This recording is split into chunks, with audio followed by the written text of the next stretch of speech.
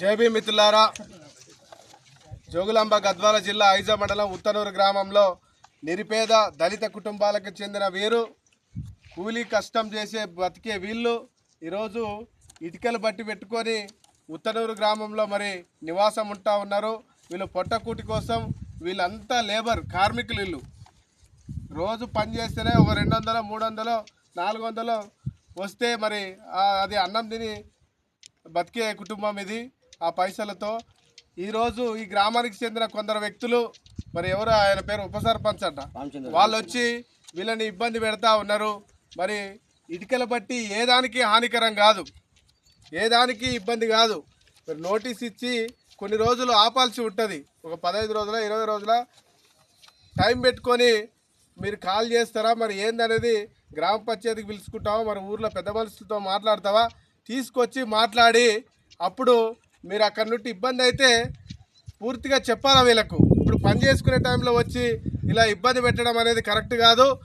వెంటనే మరి జిల్లా కలెక్టర్ గారు, జిల్లా ఎస్పీ గారు మరి వెంటనే చర్యలు తీసుకోవాలి. ఎస్సీ ఎస్టీ కమిషన్ చైర్మన్ గారు చర్యలు తీసుకోవాలి. పొట్టకూటి కోసం మరి పనిచేసే వీళ్ళ మీద ఉద్దేశపూర్వకంగా వచ్చి ఈరోజు పనులకు ఇబ్బంది పెడతా ఉన్నారని ఈ బిడ్డలు చెప్తా ఉన్నారు. మరి district SC ST vigilance and monitoring committee మెంబర్గా మరి ఇక్కడికి నేను రావడం జరిగింది. వీళ్ళ పరిస్థితిని చూడడం జరిగింది.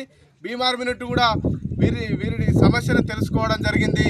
వీరు కూలి కష్టం చేసుకునే వాళ్ళ మీద ఇక్కడ కొంతమంది ధర్నా చేస్తూ వీళ్ళని ఇబ్బంది పెడతా ఉన్నారు. ఇది కరెక్ట్ కాదు. వెంటనే వీరికి 10 రోజుల 20 రోజుల 30 రోజుల టైం పెట్టుకొని మరి కూర్చొని మాట్లాడితే సమస్య పరిష్కారం అయ్యేది.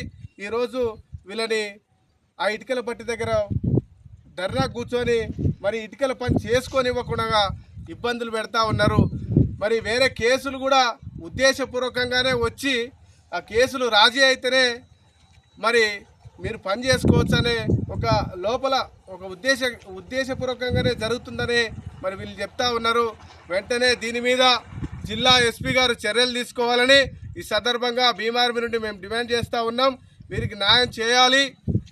ఎందుకంటే వీళ్ళకు ఇక్కడ ఇటుకల పని పోతే పని లేకపోతే ఇంకేం పని లేదు, ఇటుకాడ ఉండాలి, ఇంకా ఆకలికి చచ్చిపోవాలి. ఇదే పరిస్థితి. కాబట్టి ప్రజలారా, ఇక్కడ దళితులు అత్యధిక జనాభా ఉన్న ఈ జిల్లా అల్లంపూరు నియోజకవర్గం. మరి ఎస్సీలకి ఇంత అన్యాయం జరుగుతూ ఉన్నా కూడా ఏ ఒక్క నాయకుడు స్పందించే పరిస్థితి లేదు. ఇక్కడ పోలీస్ అధికారులు కూడా వెంటనే వీరికి అండగా ఉండి న్యాయం చేయాల్సిందిగా మేము డిమాండ్ చేస్తూ ఉన్నాం. జై భీమ్.